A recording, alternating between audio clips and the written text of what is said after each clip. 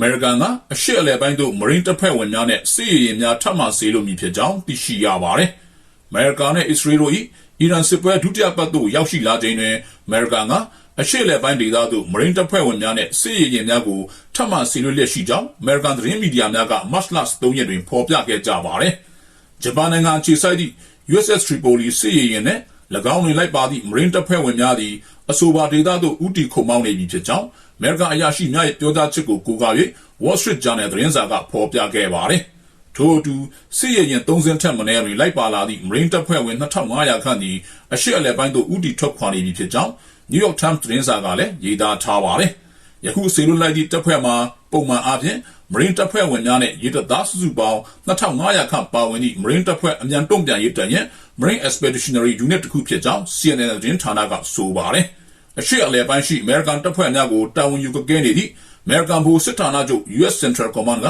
ဆိုပါ Marine တပ်ဖွဲ့ဝင်များထပ်မံစေလွှတ်ပေးရန်တောင်းဆိုခဲ့ခြင်းဖြစ်ပြီး Pentagon စစ်ဌာနချုပ်အကြီးအကဲ Pete Hegseth ကအတည်ပြုပေးခဲ့ခြင်းဖြစ်ကြောင်း Wall Street Journal သတင်းစာကဆိုပါတယ်။အဆိုပါဒေသတွင်အီရန်အားတုံ့ပြန်တိုက်ခိုက်နေသည့်စစ်စင်ရေးများကိုကူညီပံ့ပိုးပေးနေသော American Marine တပ်ဖွဲ့ဝင်များရှိနေပြီဖြစ်ကြောင်းလည်းအဆိုပါသတင်းစာကဆက်လက်ဖော်ပြထားပါတယ်။ American နဲ့ Israel တို့သည် February 28 ရက်နေ့မှစ၍အီရန်နိုင်ငံပေါ်အကြီးအကျယ်လေကြောင်းတိုက်ခိုက်မှုများစတင်ခဲ့ခြင်းဖြစ်ပြီးအီရန်ဆိုရကလည်း drone များဒုံးကျည်များဖြင့်ပြင်းထန်စွာပြန်လည်တုံ့ပြန်ခဲ့သည့်အပြင်ကမ္ဘာရေနံစိမ်းကုန်သွယ်မှု၅ပုံတစ်ပုံဖြတ်သန်းရာဖြစ်သည့် Hormuz ရေလက်ကြားတွင်ရှိတင်ပေါ်များကိုလည်းတိုက်ခိုက်မှုများပြုလုပ်ခဲ့ပါတယ်။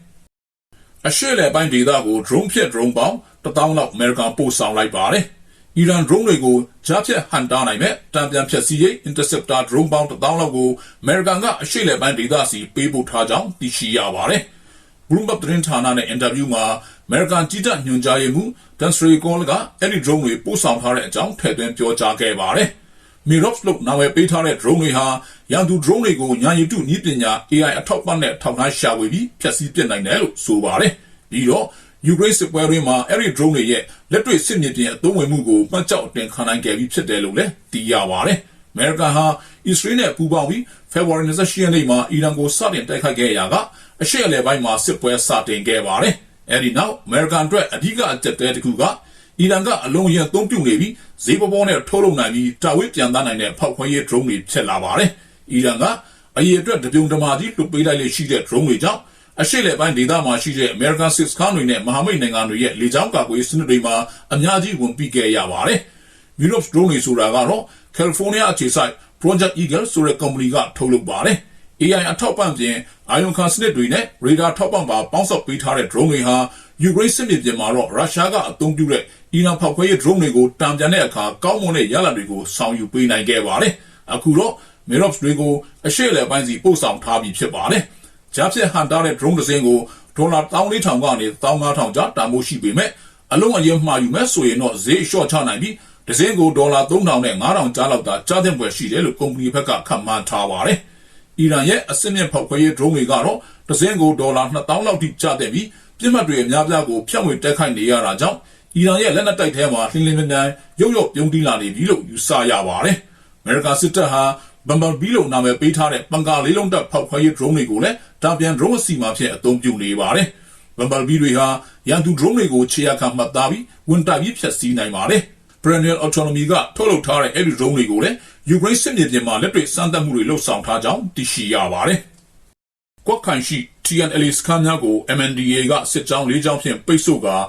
လက်နက်ချရန်ရစတာပေးကြောင်းသိရှိရပါတယ်။ရန်ပြည်နယ်မြောက်ပိုင်းကွက်ခိုင်မြို့နယ်တွင်အခြေစိုက်လှုပ်ရှားနေသည့်တောင်အမျိုးသားလွတ်မြောက်ရေးတပ်မတော် TNLA စခန်းအားလုံးနီးပါးကိုကိုကန့်တပ်မတော် MNDAA ကစစ်ကြောင်းများဖြင့်ပိတ်ဆို့ကာလက်နက်ချရန်ရစတာပေးပြောဆိုနေကြောင်းမြေပြင်သတင်းရင်းမြစ်များထံမှစုံစမ်းသိရှိရပါတယ်။ March 14 ရက်နေ့မှာဖြစ်နေတဲ့တိုက်ပွဲခြေနေကတော့ MNDAA ဘက်က TNLA စခန်းတွေကိုဝိုင်းထားယုံတင်မဟုတ်တော့ပဲလက်နက်ချဖို့ပါရစတာပေးလာတာပါ။တကယ်လို့သာလက်နက်မချဘူးဆိုရင်တော့ပြစ်ခတ်တိုက်ခိုက်သွားမယ်ဆိုပြီးအမိန့်ပေးထားတယ်ဟုမြေပြင်စစ်ရေးသတင်းရင်းမြစ်ကပြောပါတယ်။ယခုဖြစ်စဉ်တွင် MNDAA ဘက်ကစစ်မျက်နှာ၄ခုတပြိုင်နက်တည်းဖွင့်လှစ်ကာစစ်ရေးအရာအသာစီးရယူရန်ကြိုးပမ်းနေခြင်းဖြစ်ပြီးဒိန်းနီမြို့နယ်ဘက်မှစစ်ကြောင်း2ကြောင်းနဲ့မူဆယ်105မိုင်ဘက်မှစစ်ကြောင်း2ကြောင်းစုစုပေါင်းစစ်ကြောင်း4ကြောင်းဖြင့်ကွက်ခိုင်ဒေသကိုအလုံးအရင်နဲ့ဝိုင်းထားခြင်းဖြစ်ကြောင်းသိရှိရပါတယ်။စစ်ရေးလေ့လာသူများရဲ့သုံးသပ်ချက်အရယခုကဲ့သို့မဟာမိတ်အချင်းချင်းစစ်ကြောင်းများခွဲ၍ဝိုင်းဝန်းပိတ်ဆို့ခြင်းမှာ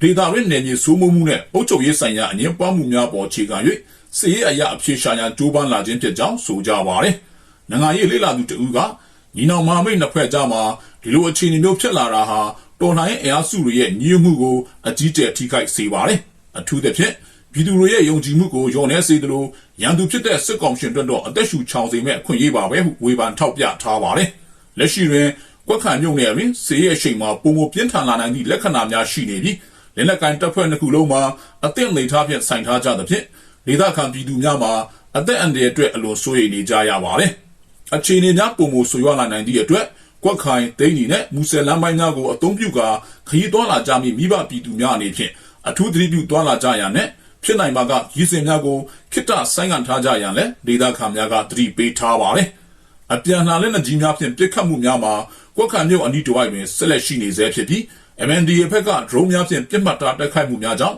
TNLA တပ်ဖွဲ့ဝင်များရှိတဲ့နေရာများတွင်ထိခိုက်မှုများရှိလာနိုင်ကြောင်းခန့်မှန်းရပါတယ်။အခုကတော့မဟာမိတ်ဆိုတာထက်ရန်သူတွေလိုဖြစ်နေကြပြီးဒိန်းနီကဆင်းလာတဲ့တပ်တွေကလည်းကွက်ခိုင်ကိုပိတ်ထားသလိုမူဆယ်ဘက်ကတပ်တွေကလည်းဝိုင်းထားတာဆိုတော့ကွက်ခိုင်ကအခုချိန်မှာစစ်တလင်းဖြစ်ဖို့တေချာသလောက်ရှိနေပြီဟုဒေတာရင်းစီတရင်ရင်းမြစ်တူကဆိုပါတယ်။ယခုကဲ့သို့ညီနောင်မဟာမိတ်အချင်းချင်းတိုက်ခိုက်နေကြခြင်းသည်စစ်ကော်မရှင်၏တွေးခွဲတတ်ရှုမှုနဲ့နေမြေအငင်းပွားမှုပြည်ရည်များတွင်ကြောက်သွားခြင်းရှိမရှိကိုလည်းနိုင်ငံရဲ့တိုင်ဝိုင်းတွင်ကြဲကြဲပြန့်ပြန့်ဆွေးနွေးနေကြပါတယ်။စေးရလာသူတူကမူယခုပြည်ပခါသည်အချိန်မီညှိနှိုင်းဖြည့်ရှင်းနိုင်ခြင်းမရှိပါကရှမ်းမြောက်ဒေသတစ်ခုလုံး၏တည်ငြိမ်မှုကိုပြပြားစေပြီးဒေသခံလူနည်းစုများကြားလူမျိုးရေးပြည်ပခါများထိကူးဆက်သွားနိုင်ကြောင်းသတိပေးထားကြပါတယ်။စီဖြစ်လေရင်ပြက်ကျမှုမှာလိုက်ပါသွားသူ6ဦးစလုံးတေဆုံးကြောင်းအမေရိကန်ကအတည်ပြုလိုက်ပါတယ်။အီရတ်နိုင်ငံပိုင်တဲ့ထဲမှာအမေရိကန်စစ်တပ်ရဲ့ဝေဟင်စီဖြစ်လေရင်ပြက်ကျမှုမှာလေရင်ပေါ်ပါသွားသူရေတပ်သား6ဦးစလုံးတေဆုံးခဲ့ကြောင်းသိရှိရပါတယ်။အစောပိုင်းတုန်းကအသေးပြောက်4ဦးရှိတယ်လို့အမေရိကန်ဗိုလ်စစ်ရေးကွပ်ကဲမှုဌာနစန်ကောမ်ကကြေညာခဲ့ပေမဲ့မတ်လ3ရက်ညပိုင်းမှာတော့အသက်ရှင်ကြံသူမရှိဘူးလို့ပြောင်းလဲထုတ်ပြန်ခဲ့တာဖြစ်ပါတယ်။အီရန်နိုင်ငံမှာဆင်နွှဲနေတဲ့စစ်စင်ရေးတွေအတွက်ပါဝင်ပံ့ပိုးပေးနေတဲ့လေယာဉ်ဟာမဟာမိတ်အီရတ်နိုင်ငံလေးပိုင်းနဲ့ထဲမှာပြတ်ကျခဲ့ကြောင်းဒါပေမဲ့ရန်သူကပြစ်ချတာဒါမှမဟုတ်မဟာမိတ်အချင်းချင်းမှားယွင်းပြစ်ချခဲ့တာမျိုးမဟုတ်ကြောင်းစန်ကောမ်ရဲ့ကြေညာချက်မှာပါရှိခဲ့ပါတယ်။ KC-135 မျိုးစားလေယာဉ်ဟာလေထဲမှာတခြားလေယာဉ်တစ်စင်းနဲ့မတော်တဆအခြေအနေတစ်ခုဖြစ်ခဲ့ကြောင်းဒုတိယလေယာဉ်ကတော့ဘေးကင်းကင်းနဲ့ဆင်းသက်နိုင်ခဲ့ကြောင်းစန်ကောမ်ကဆိုပါတယ်။ဖြစ်စဉ်အသေးစိတ်ကိုတော့အမေရိကန်စစ်ဘက်ကရှင်းရှင်းလင်းလင်းအသိမပေးထားသေးပါဘူး။အီရန်ကတော့အီရတ်ပိုင်နယ်ထဲမှာရှိနေတဲ့အီရန်မဟာမိတ်လက်နက်ကင်တပ်တွေကအမေရိကန်လေယာဉ်ကိုပစ်ချခဲ့တာဖြစ်တယ်လို့ကြေညာထားပါတယ်။ဒါပေမဲ့အမေရိကန်ကတော့လေယာဉ်ပစ်ချတဲ့နေရာဟာအီရတ်ပိုင်နယ်ထဲကမဟာမိတ်နယ်မြေတစ်ခုမှလို့ထုတ်ပြန်ထားပါတယ်။ဝမ်ယိုပြည်နယ်အုပ်ချုပ်ရေးမှူးမိုက်တီဝိုင်းကတေဆုံးသူလေတပ်သား6ဦးထဲက3ဦးဟာသူ့ပြည်နယ်ထဲကအမျိုးသားအစောင့်တပ်လေတပ်ရဲ့ဝေဟင်စီပြည်လေယာဉ်အုပ်အမှတ်121အဖွဲ့သားတွေဖြစ်တယ်လို့လူမှုကွန်ရက်မှာရေးသားထားခဲ့ပါတယ်။သူကတေဆုံးသူတွေရဲ့နာမည်တွေကိုမကြေညာသေးပေမဲ့မိသားစုဝင်တွေနဲ့ထပ်တူဝမ်းနေကြောင်းဖော်ပြထားပါတယ်။ယခုဖြစ်စဉ်ပြီးမှာတော့အီရန်စစ်ပွဲတစ်လျှောက်အမေရိကန်စစ်သည်တွေတေဆုံးမှုဟာစုစုပေါင်း73ဦးထိမြင့်တက်လာပြီဖြစ်ပါတယ်။အမေရိကန်တပ်ဖွဲ့ဝင်140လောက်ကဒဏ်ရာတွေရခဲ့ကြပြီးရှီဦးရဲ့အခြေအနေကပြင်းထန်တယ်လို့ကာကွယ်ရေးဝန်ကြီးဌာနဖြစ်တဲ့ပင်တဂွန်စစ်ဌာနချုပ်ကတုံ့ပြန်ထားပါတယ်။ KC-135 တွေဟာအမေရိကန်လေတပ်မှာနှစ်ပေါင်း60ကျော်လောက်အမှုထမ်းခဲ့ပြီးတဲ့လေယာဉ်တွေဖြစ်တယ်လို့အရင်ကလည်းအသေးပြောက်များပြားတဲ့မတော်တဆမှုတွေကြုံဖူးပါတယ်။အခုဆိုရင်အီရန်စစ်ပွဲတွင်အမေရိကန်စစ်လေယာဉ်တွေဆုံးရှုံးတာ၄စင်းထိရှိလာပြီဖြစ်ပါတယ်။စစ်ပွဲအစပိုင်းကာလတုန်းကလည်းမဟာမိတ်ကူဝိတ်လေတပ်နဲ့အမေရိကန်ရဲ့ F-15 တိုက်လေယာဉ်3စင်းကိုရန်သူအဖြစ်မှားယွင်းယူဆပြီးပစ်ချမိခဲ့ပါတယ်။အဲ့ဒီဖြစ်စဉ်မှာတော့အမေရိကန်လူတွေရဲ့6ဦးစလုံးလေထီးနဲ့ခုန်ထွက်ပြီးလွန်မြောက်နိုင်ခဲ့ကြပါတယ်။မြန်မာစစ်တပ်ပေါ်ဘက်စုံပိတ်ဆို့ရတဲ့မြန်မာနိုင်ငံရဲ့အခြေအနေကို ICC တရားရုံးသို့လွှဲပြောင်းရန် FIDH ကကုလသမဂ္ဂအလူခွင့်ရေးညီလာခံတွင်တင်ပြတောင်းဆိုလိုက်ပါတယ်။မြန်မာစစ်အုပ်စုပေါ်ဘက်စုံလက်နက်ပိတ်ဆို့မှုများပြုလုပ်ရတဲ့မြန်မာနိုင်ငံ၏လူခွင့်ရေးခြေအနေများကိုအပြည်ပြည်ဆိုင်ရာရာဇဝတ်တရားရုံး ICC သို့အမြန်ဆုံးလွှဲပြောင်းတင်ပြရန်နိုင်ငံတကာလူခွင့်ရေးဖွဲ့များအဖွဲ့ချုပ် FIDH ကကုလသမဂ္ဂလူခွင့်ရေးကောင်စီ60ကြိမ်မြောက်ညီလာခံတွင်တင်သွင်းတောင်းဆိုလိုက်ပါတယ်။မတ်လ3ရက်နေ့ကပြုလုပ်ခဲ့သည့်မြန်မာနိုင်ငံဆိုင်ရာအပြန်အလှန်ဆွေးနွေးပွဲတွင်